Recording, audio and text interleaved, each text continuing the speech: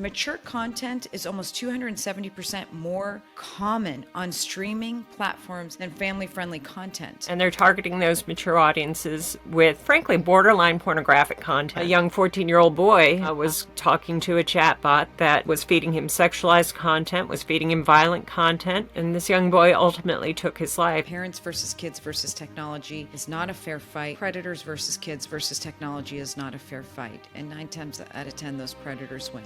Gen Z and Gen Alpha are rejecting smartphones and going back to flip phones because they have seen the havoc, so they don't want that for themselves.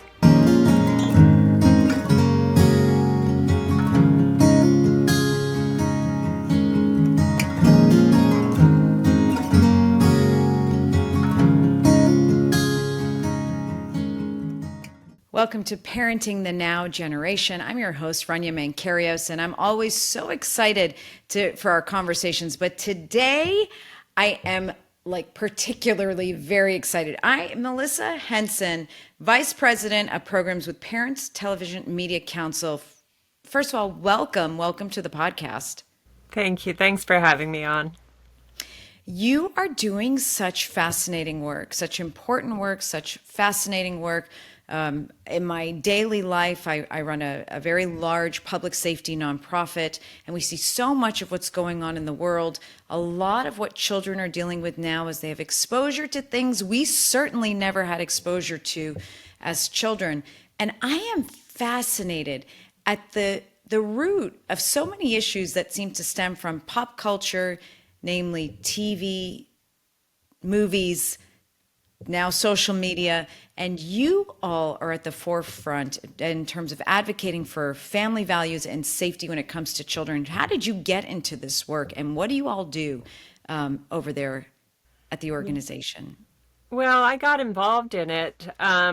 It was, I would say, a couple of formative experiences in my early adulthood. I used to work with kids in the public schools, the kids that had to stay late after school because their parents were working. And so, we'd provide aftercare. And I remember there was a little girl who was maybe in second or third grade at the time who showed up to school one day and announced that she wanted to be a prostitute when she grew up because her family had watched the movie Pretty Woman the night before. Oh my goodness. And in second grade? In second grade. Pretty Woman is pretty tame by modern standards. For sure. I mean, if you compare that with some of the movies that are out now that are being marketed to teens, it's really pretty tame. But it was shocking to me that her parents didn't exercise better judgment, better discernment, and saying, maybe this isn't the most appropriate thing for my 7, 8-year-old child to be watching. And I never really considered that. I grew up in a particularly strict household. I would have said that my parents just exercised common sense. And that was really kind of a light bulb moment for me. And I came to the realization very quickly that, not everybody has a good sense of what their kids may be picking up from the media that they're consuming. And I've had an awful lot of conversations in the years since with parents who say, oh, yeah, well, we let our kids watch R-rated stuff because they're going to see it anyhow, or they need to know how the world is. And to which my answer is, your child is going to have, if they're lucky, 40, 50, 60, 70 years to be an adult. They have less than 18 years to be a child. Let them be a child.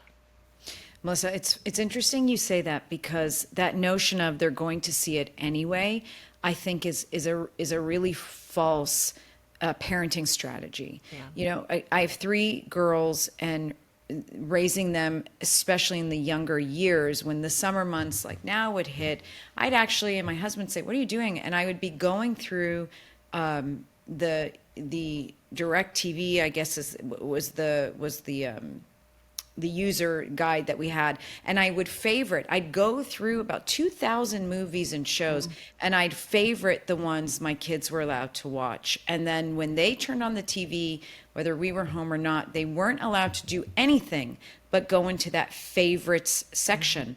And my husband said, why are you doing this? You were always with them anyway. And I said, because, kids are impressionable. And even the advertisements, when you're looking, like, think about it, you're looking for a show to watch on a Friday night with your family, even if you're looking for a family friendly movie, while you're searching through the titles, you're always going to be an outnumbering of horror film sort of thumbnails, highly sexually explicit thumbnails, titles that are completely inappropriate. And I just didn't even want them to see that. So there was a parenting tip that I've ended up sharing with parents now for years on how to just keep that content out of their lives. But you are like face to face with the networks. You're talking to the network giants, and you are pleading for family friendly content. What is that like day to day for you? And what is the response that you get from the networks? And what are they trying to do? And how do they respond to you all? Yeah, it is. It is interesting because there is so much data now to support the conclusion that there's a huge demand for family-friendly entertainment. In fact, I think the LA Times just this past week, one of their page one stories was about the success at the box office of a couple of recent PG releases. The live-action Lilo and Stitch, maybe. I'm not sure what the other film was that they were talking about in that article, but you see these studies from time to time that indicate that the less restrictive the rating on a theatrical release, the more profitable it's going to be. So PG-13 rated film is going to be more profitable than an R. A PG is going to be more profitable than a PG-13, and a G-rated movie is going to be the most profitable of all. Well, let me ask you a quick question about that. There have been discussions, and I haven't researched this. I'm just saying what I've heard sort of superficially, that networks, let's say like Disney or kid-driven networks that might have PG films, are starting to weave in R-rated substance, maybe not depiction, but Yeah. are you seeing that? Yeah, so there is a phenomenon called ratings creep. And I think there was a study from, I think it was Harvard actually, that it did a study on this. And this was maybe 15, maybe as much as 20 years ago that they did a study where they found that content that today might get a PG rating, if that movie had been rated by the MPAA a decade or more ago, it would have had a more restrictive rating. So what we're seeing is the introduction of more and more adult content in films with less restrictive ratings. So that absolutely is going on. It's an absolutely true phenomenon. Can we as parents rely on the rating mechanism? So, for example, I study quite a bit in terms of online safety, and I'm always shocked at the ratings that are given to apps, and they're so vast. I mean, it's such a wide gap in terms of the type of content that's in the bucket for a 12-year-old, for example. Is there a standard for TV ratings that parents can rely on? Is that different from movies? Is that different from streaming content? Because I was reading something you all put out, and I hope I'm quoting this right, and I want to quote it. Mature content is almost 270% more common on streaming platforms than family-friendly content. Right. Yeah. Did I read that correctly? I mean, and Melissa, I could believe it, but I couldn't believe it. Yeah. So there are a couple of trends that are sort of happening concurrently. One is that as people are making the shift from broadcast to streaming, these streaming services are not under the jurisdiction of the Federal Communications Commission. And so there really is no regulatory authority that governs the streaming services outside of, like the DOJ. If they were actually airing hardcore pornography, for example, they could be prosecuted by the DOJ. If the DOJ was inclined to prosecute, which they haven't been, and probably since the 1980s, back when Ed Meese was Attorney General. So there's no regulatory authority over the streaming services. And if you watch anything on a streaming platform, you will notice an abundance of F words. You will notice an abundance of nudity. You will notice all kinds of content that you would not have seen on broadcast television or even on advertiser-supported cable television because there is no regulatory authority. What we are also seeing is, even though, as we were discussing just a few moments ago, the less restrictive a content rating is, the more viewers it's likely to get, the more profitable it's likely to be. And let's face it, for streaming services, families are their bread and butter. Millennials, Gen Z, the younger folks, they tend to churn through these streaming services. So, when a new season of their favorite show drops, they'll pick up a subscription for the 6 weeks or whatever that there are new episodes of their favorite show, and then they'll drop the subscription. That's a good point. But if That's you such have, a good point. yeah, but if you have like an 8, 9, 10-year-old child who really loves a particular series, and they're going to throw a temper tantrum if they don't get to watch it. So parents are more likely, parents of young children are more likely to keep those streaming services for a longer period of time, for months, years even. And plus, we're just busy and distracted, and we forget to cancel. When did we and we sign forget up? to cancel. We forget to cancel. We forget. I mean, Yeah. I mean, you get the automatic payments of $6.99 a month or $11.99 a month, and you kind of ignore it. But so even though this is the most profitable audience segment for streamers, they are definitely targeting more mature audiences, and they're targeting those mature audiences with frankly, borderline pornographic content. And there's very, very little. Sorry, that's my dog. The other thing that I find really puzzling about the way these streamers operate is you will find a substantial quantity of content for like preschoolers. And you'll find a substantial quantity of content for adults, but almost nothing for that in between. If you have kids that are like between 8 and 16, you don't want them watching the MA rated content, but they're not going to be interested in the stuff that's for, Y or Y7. And there's really a dearth of content for that middle age group and really for the family to watch together. So go back when I was asking you about ratings. Do ratings work the same across the platforms, TV, movie theater, streaming? No, not at all. Not at Not all. at all. Not at all. No.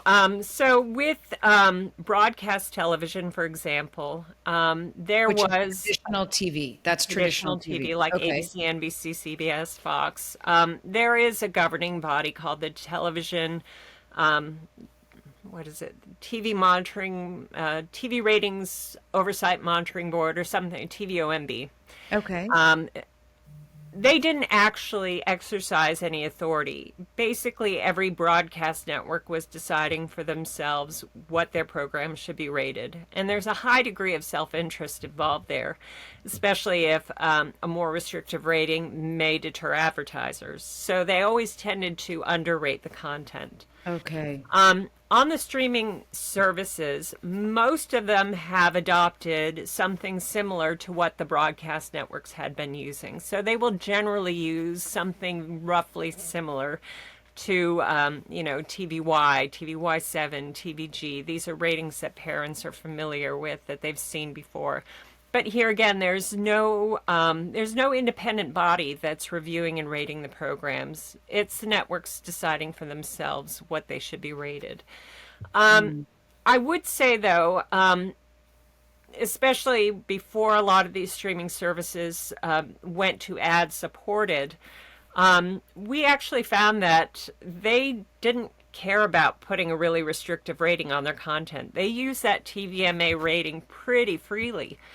And I think in some cases they almost wear it like a badge of honor. Why though? As a marketing strategy. But weren't you saying people are less drawn, or I guess once you see that, it becomes less appealing to the general population? To the general population, but I guess there is a niche, and I remember coming across this quote from one of the producers for Game of Thrones on HBO. And he said, "I'm here to represent the perverts in the audience. I'm here to make sure that there's a certain amount of female nudity in every episode." And I think there's a little bit of that mentality, a little bit of that mindset that's prevailing at a lot of these streaming services. So you will see a fair amount of nudity in a lot of these MA-rated shows. And I think they feel like Game of Thrones is the standard that they need to compete with, even if it's less profitable, even if it's not attracting viewers. So when Angel Studios comes up with these new films and or The Chosen seems to be very popular, does supporting that stuff make a difference to the networks? I mean, are the networks surprised? Like when you say live action like Lilo and Stitch is a box, you know, the LA Times was just talking about how profitable that is.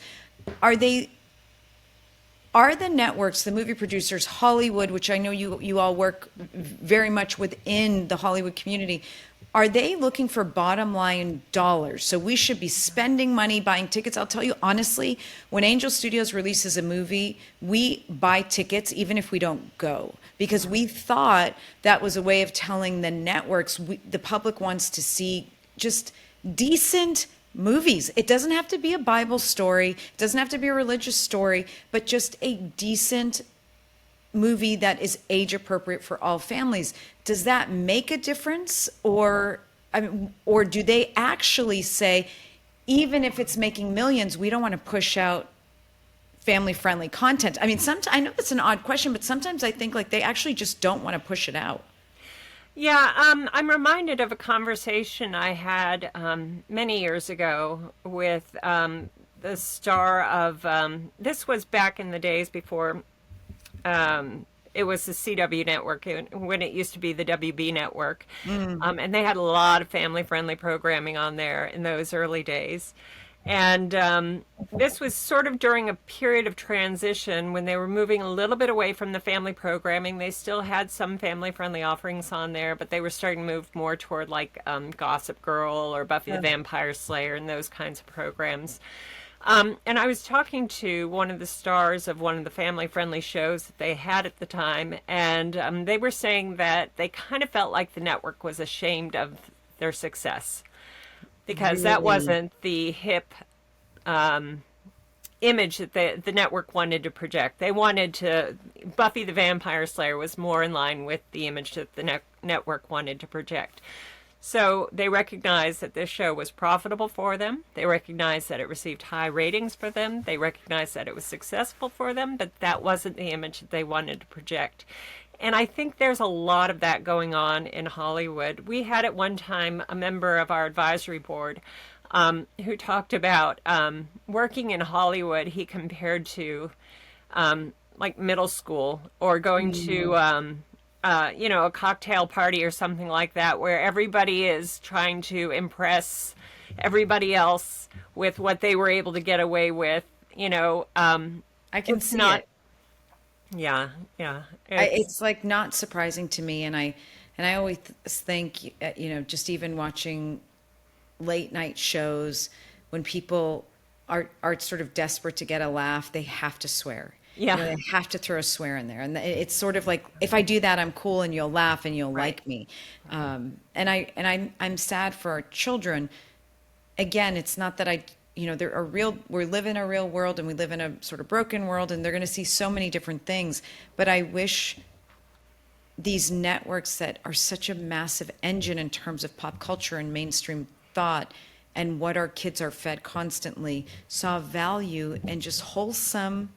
I wish that was cool. Yeah. The Chosen, though, what would you say about The Chosen? It did really, really well, and you may remember that it did so well that it was airing on broadcast television. The Yes. CW was airing that for a time. So I think they recognize what they need to do to be successful, but certainly there are elements within the executive suites at these companies that have their own agenda, and it's not always returning the highest profits. It's not always returning the best value to the shareholders. Sometimes it's about an image that they want to project, or sometimes it's about a message that they are concerned with communicating, but it's not always about doing what's going to be most profitable for the company. So parents, we've got to stay on top of what our kids consume, and unfortunately not rely completely on ratings, be talking about. I mean, your organization, from what I understand, we can go in and search content and see what your thoughts are. There's also Common Sense Media. You can do the same. Where I noticed that you've been posting a lot or discussing AI quite a bit. What are Yeah. your thoughts about AI and what it's going to do in this landscape? TV, media, theater, good or bad? Are we worried? Are you worried? Yeah, I think I, I'm a little worried when I hear conversations about how are we going to integrate this in classrooms? How are we going to integrate this in education? Because frankly, I kind of feel like we are creating a tech dependency for our kids that is unhealthy. But I'm especially concerned when it comes to chatbots and interactive tools that kids may be using. There are programs like Character.ai. Meta just recently launched a chatbot. Because I think what happens is the most vulnerable, the loneliest, the most isolated people are going to end up using these tools for companionship or to combat loneliness. And then it's going to become a very sort of addictive, sort of closed feedback loop. You know, they're Walk getting the us through support. for the parents that don't understand what you mean. So how would a young person use this for companionship? Are they talking to another individual, or are Yeah. they talking to a bot, a They're fake? Right, they're talking to a bot. So with programs like Character.ai and the new Meta chatbot, you can basically program it to take on the persona of anybody you like. It could be a character from fiction, it could be a character from a video game, it could be a character from a TV show or movie, it could be a celebrity, alive or dead. It take on the persona of anyone you like. I recently heard a radio interview where somebody was talking about their wife. He was a caregiver and his wife had developed Alzheimer's. And so he created a chatbot of his Of wife his as wife. she used to be. Wow. Oh my goodness. And on the one hand, my heart goes out to him. You know, my father is starting to experience dementia, memory loss. I know how isolating and lonely that can be, and how difficult it must be for a caregiver. But what's happening is, and we're seeing this with young people too, it's displacing real life relationships. And Yes. there's a lawsuit that was just allowed to proceed in Florida. A young 14-year-old boy was talking to a chatbot that was feeding him sexualized content, was feeding him violent content. And this young boy ultimately took his life, and his parents are suing Character.ai, saying that because it was so addictive, because it isolated him, because it made him believe that nobody understood him like that chatbot understood him, it disconnected him from reality. It disconnected him from real relationships, and ultimately led to him committing suicide. You and I are both raising teens in this current generation, and that was the whole hope of this podcast, parenting the now generation. And it's changed so much. Again, what they're facing. Who would have thought that a child could create a fake friend, an imagined companion that would be interactive, not just drawn on paper in my mind, that I kind of think about and play with as an imaginary friend, but a digital presence and component. I mean, who would have ever thought? Right. Where, what is what is the most pressing challenge for Parents Television Council right now? What is the thing you're working on most? And I'll ask two questions, and then what do you have the most hope about? What are you encouraged? Where are you finding encouragement and hope? So, our focus has sort of necessarily shifted as media consumption patterns have shifted. When I started out with the PTC back in 1997, most of the screen media that people were consuming was coming across the broadcast networks, and most of it was happening during primetime viewing hours. Now every kid has a smartphone and they're carrying their entertainment around with them in their back pocket or in their purse. That presents some really unique challenges. It makes it much, much more difficult for parents to monitor what their kids are consuming, Yes. to be aware of what their kids are seeing or might be exposed to. There are an awful lot of kids that are being targeted in sextortion schemes because of a social media profile that they may have created, sometimes without their parents' consent or knowledge. We're hearing stories about adult men asking 11-year-old girls for suggestive photos because they have Instagram accounts. I mean, some really dark, really disturbing stuff going on here. And it's so, so challenging for parents to stay on top of this. So, what we have been trying to do is really encourage parents to delay getting their kids smartphones. And we've been pushing for restricting kids' ability to access their phones during the school day, school cell phone bans. And these policies are starting to get adopted all across the country. I think now more than half of the states in the U.S. have some form of cell phone ban during the school day. And I think that's really, really important. And we all need to be working collectively, cooperatively to reduce our kids' dependency on these devices and screens and to get them out in the real world, get them away from screens, get them out in nature, because that's going to do a world of good for their mental health. And I'll add, when parents hear what you're saying, it's so important. If you're a house that's delayed a cell phone purchase for a child, it doesn't mean that that advice that Melissa gave doesn't apply to you, because our kids have access to technology everywhere.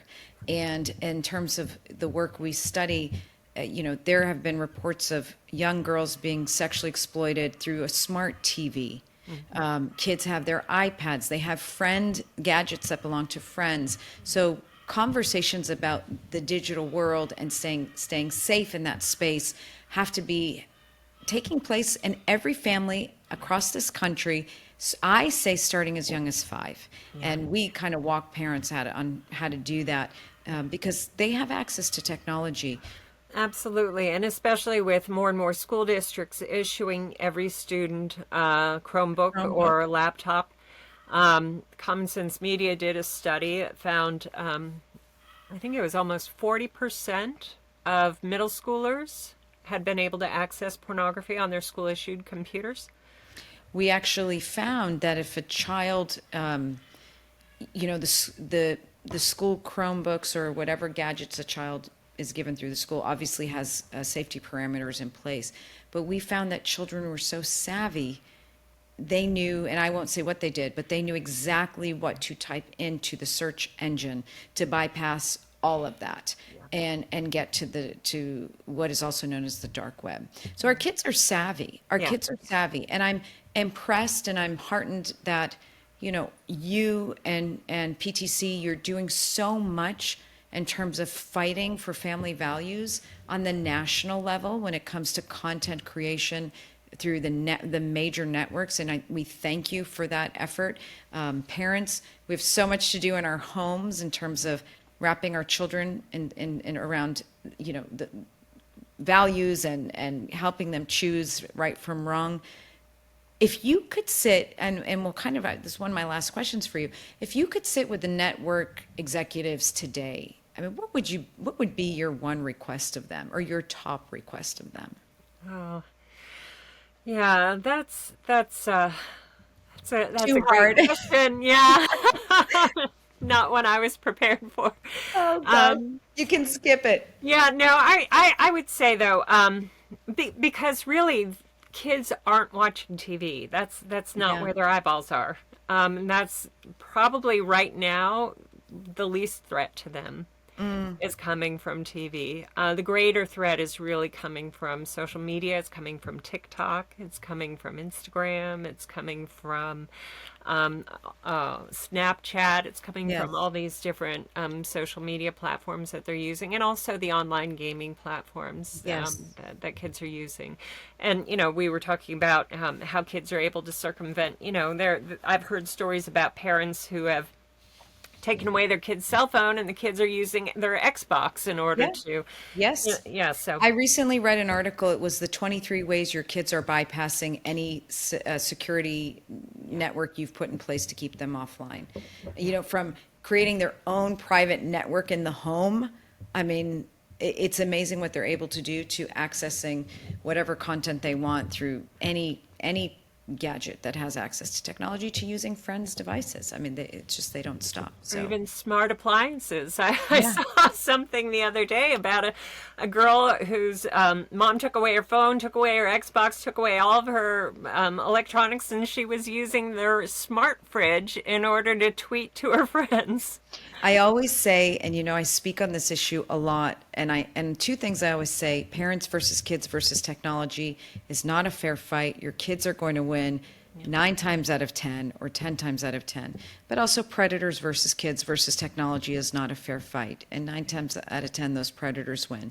So understanding that our kids are connected to technology and they will find a way to connect to it, we've got to be having these conversations. And again, I thank you, Melissa, for all you're doing to sort of hold the line and try to create decent content, but also shift gears to look at the online landscape in the digital world. Give us additional tools as parents. Advocate. If you go on your website, it's clear that you guys are doing advocacy in this space, and we appreciate you so much. And I'm so thrilled to have had you on Parenting the Now generation. Oh, well, thank you. But you did ask me earlier if there was anything that gave me hope, and I do want to end Yes, on a hopeful note. please, Um, and that please is that give us hope. I'm seeing more and more stories indicating that this newer generation, Gen Z and Gen Alpha, are rejecting smartphones and going back to flip phones because they have seen the havoc that's been wrought in the lives of their older peers and older siblings and distracted parents and so forth, and so they don't want that for themselves. There is always a light at the end of the tunnel, and I do believe our kids, with guidance and direction, will make safe and wise choices for themselves. I've seen it. I believe it. I think it's just a matter of having honest and real conversations. And the goal of this podcast and these conversations is to help parents along the way. Certainly, we'll be linking your information if people want to reach out to you and support the work you all are doing. And again, Melissa, thank you so much for being with us today. Thank you. And to everybody else, we'll catch you next time on Parenting the Now generation. Take care, everybody.